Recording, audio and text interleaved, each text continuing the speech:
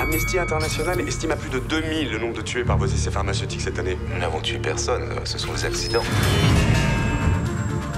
Parlez-nous de la RNR que vous avez trouvée. C'est le candidat idéal pour une démonstration. Ça reste une anticipation parce que le dopage n'est pas encore légal, même si je soupçonne le Tour de France et d'autres sportifs de l'utiliser, c'est pas légal. Tout le principe de l'anticipation, c'est de prendre des choses qui aujourd'hui sont presque là et de dire qu'elles sont là, c'est-à-dire de dire que la France est en faillite, pas vraiment dire que c'est là.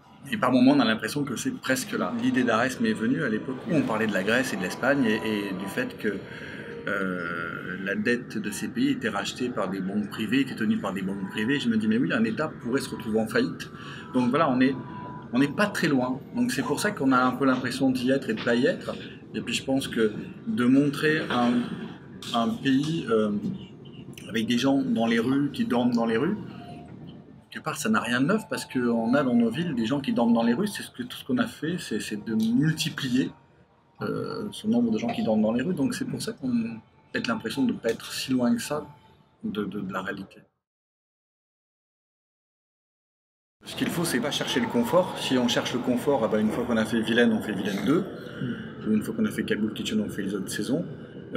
Mais comme je fonctionne pas comme ça et que je fonctionne par envie, j'avais envie de cette histoire. Et donc j'ai tout fait pour la réaliser.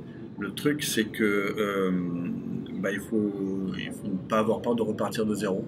C'est-à-dire que même si Vilaine était un succès, même si Kaboul était un succès, je savais que faire un film d'anticipation avec de l'action interdit moins de 12 ans, personne ne me croirait légitime.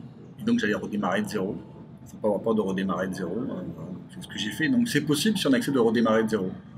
C'est-à-dire à faire petit budget, pas d'argent, et puis de ramer un peu parce que 3 ans à écrire un scénario, donc on sait qu'il ne sera pas très bien payé parce que ce sera un petit film, qu'on va mettre du temps à le monter financièrement, que tout ça va prendre du temps et que il faut accepter en fait de redémarrer à zéro. La seule possibilité pour changer de genre, c'est d'accepter de redémarrer à zéro. Et moi j'ai pas envie de ne faire qu'une chose. En fait, je trouve que quand il y a tellement peu d'histoires, quand il y en a une qui me tombe dessus, je vais absolument la faire, je dis que c'est la bonne, quel que soit le genre ou quel que soit le format. Si jamais demain j'ai une idée de dessin animé qui me tombe dessus, je ferai un dessin animé. C'est plus l'histoire qui me drive qu'absolument vouloir continuer dans un genre. J'ai pas un genre.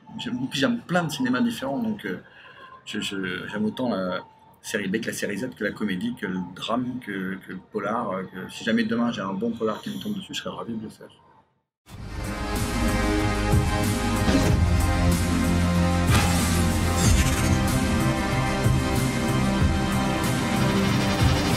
Il ne manquait qu'une étincelle à la révolution.